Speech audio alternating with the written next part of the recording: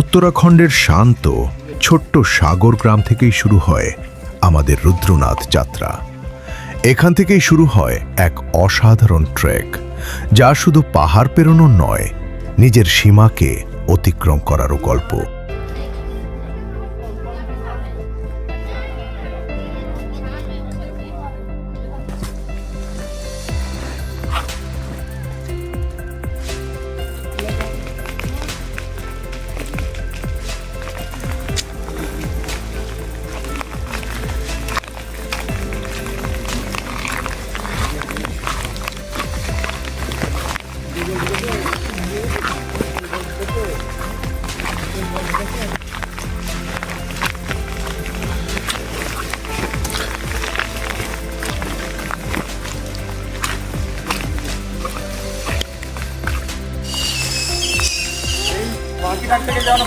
চলে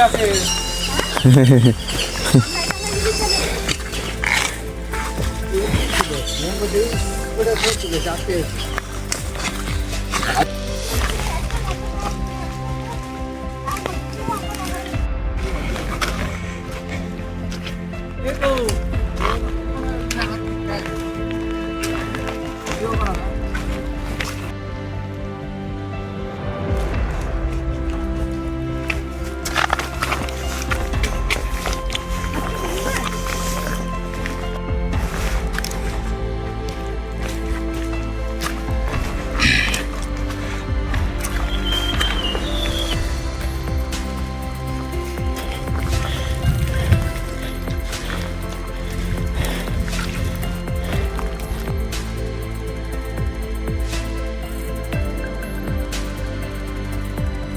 ঘন ওক আর রডোডেন্ড্রনের জঙ্গলের মধ্য দিয়ে ধীরে ধীরে আমরা পৌঁছে যাই লুতি বুকিয়ালে। এখান থেকেই প্রথমবার হিমালয়ের বিশাল সৌন্দর্য যেন চোখের সামনে ধরা দেয়।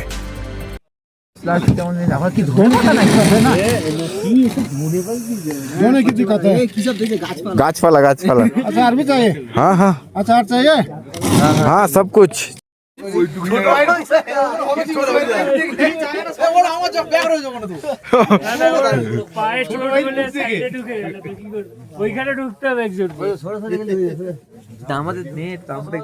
ন হয়ে আছে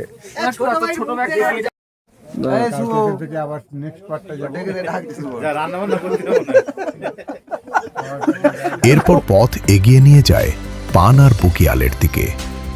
সবুজ ঘাসে মোড়া এই বিস্তীর্ণ তৃণভূমি আর চারপাশের বরফ ঢাকা শৃঙ্গ মনে হয় যেন প্রকৃতি নিজেই এক জীবন্ত ছবি এঁকেছে।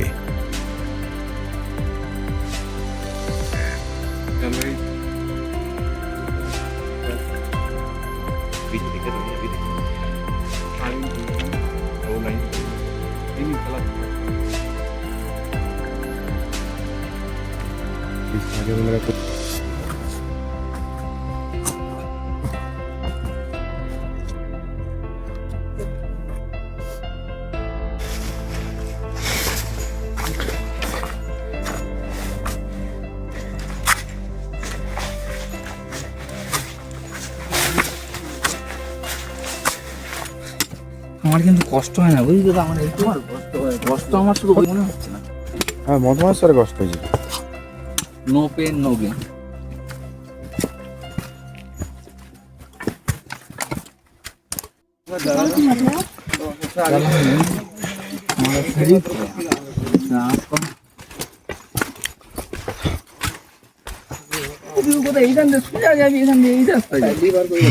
পথের পরবর্তী গুরুত্বপূর্ণ স্থান পিতৃধার।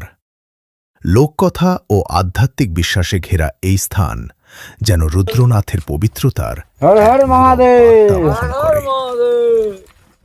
জয় শ্রীরাম, জয় শ্রীরাম, জয় শ্রীরাম। জয় শ্রীরাম।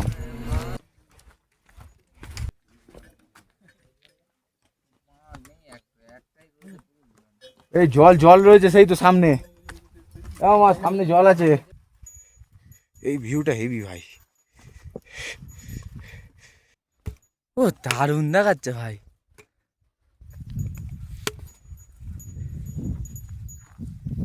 দাঁড়া একটু স্লো। অবশেষে দীর্ঘ পথ চলার শেষে সমুদ্রপৃষ্ঠ থেকে প্রায় ৩৫০০ মিটার উচ্চতায় হিমালয়ের কোলে দেখা মেলে রুদ্রনাথ মন্দিরের। পঞ্চ কেদারের অন্যতম এই মন্দিরে এসে মনে হয় গন্তব্যে পৌঁছানো নয়, এই পুরো যাত্রাটাই চাইছিল সবচেয়ে বড় প্রাপ্তি। রুদ্রনাথ শুধু একটি ট্র্যাক নয়, এটি প্রকৃতি, বিশ্বাস এবং আত্ম অনুসন্ধানের এক অবিস্মরণীয় যাত্রা।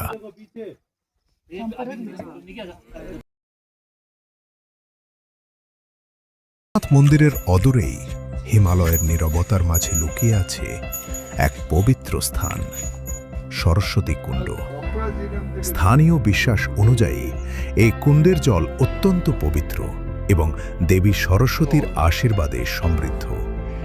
শতাব্দীর পর শতাব্দী ধরে অসংখ্য ভক্ত এই স্থানে এসে প্রার্থনা করেন, মনকে শান্ত করেন এবং প্রকৃতির সঙ্গে একাত্ম হওয়ার অনুভূতি লাভ করেন। চারদিকে উঁচু পাহাড়, নির্মল বাতাস আর গভীর নীরবতার মধ্যে দাঁড়িয়ে সরস্বতী কুণ্ড যেন মনে করিয়ে দেয় প্রকৃতির সবচেয়ে বড় শক্তি তার শান্তির মধ্যেই লুকিয়ে আছে। এখন যাচ্ছি সাগর ভিলেজ। কটার সময় বেরিয়েছি আমরা? 4টে। ঠিক আছে, এখনকার ভিউয়ে দূরে বরফ পড়েছে। ও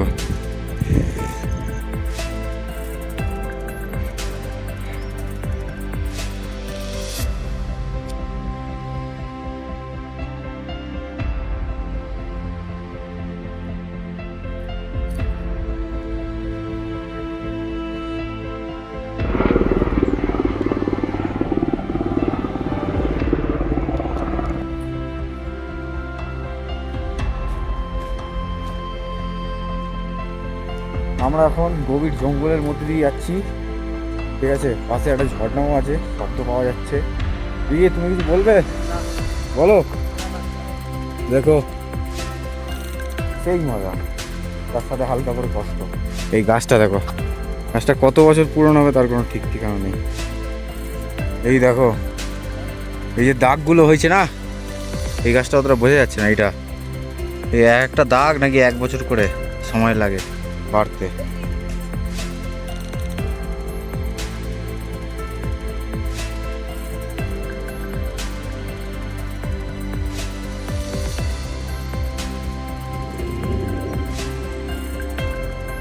খুনি এই ওখানে ছিলাম উপরে, মেঘ চলে এসছে, এদিকে একটা সুন্দর ঝর্ণা প্রতিটি পড়ছে। পাহাড় আমাকে একটা নতুন শিক্ষা দেয়। দাদু শক্তি শুধু জিমে তৈরি হয় না, তৈরি হয় কঠিন পথ পেরিয়ে নিজের সীমাকে অতিক্রম করার সাহসে। রুদ্রনাথের এই যাত্রা এখানেই শেষ, কিন্তু নিজেকে আরও শক্তিশালী করে তোলার পথ কখনো শেষ হয় না।